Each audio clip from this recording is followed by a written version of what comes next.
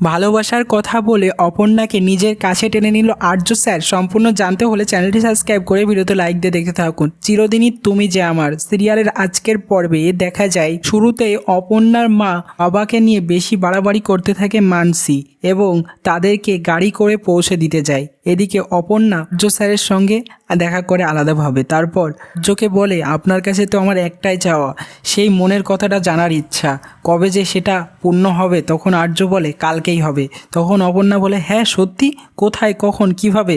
তখন আর্য বলে, হবে কালকেই, আমি আমার মনের কথা তোমাকে বলে দেব অপর্ণা। তোমার হয়তো তর্স হচ্ছে না যে এখন বলছি না কেন, কারণ বলছি না একটাই কারণে, যেই মন্দিরে তোমাকে একদিন ঘুরিয়ে ঘুরিয়ে রেখেছিলাম সেই মন্দিরে গিয়েই সেই মনের কথাটা তোমাকে বলবো। তখন অপর্ণা খুশিতে আত্মহারা হয়ে যায়। তারপর অপর্ণা চলে যেতে গেলে আর্য বলে, তোমার জন্য তো গাড়ি রেখেছি, তুমি দাঁড়াও। তারপর অপর্ণা পাহাড়কে পড়ে যাবে, তখন আর্য অপর্ণাকে ধরে নেয় এবং তার কাছাকাছি হয়।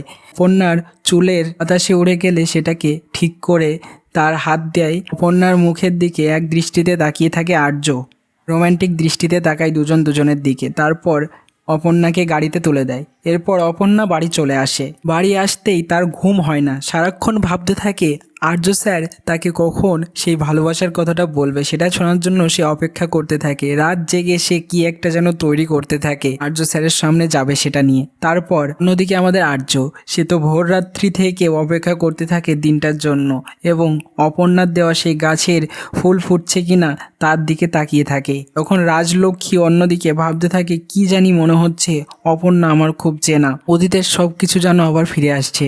আর্যকে দেখে সে বাইরে চলে আসে। এত ভোরবেলা তুমি এখানে কি করছো? আর্য বলে, ফুলটা ফোটার অপেক্ষায় আছি। আর আর্য এটাও বলে, কেন জানি আমার সব অতীত ফিরে আসছে, ভালোবাসা আবার ফিরে আসছে। রাজলক্ষ্মী বলে, আমারও তাই।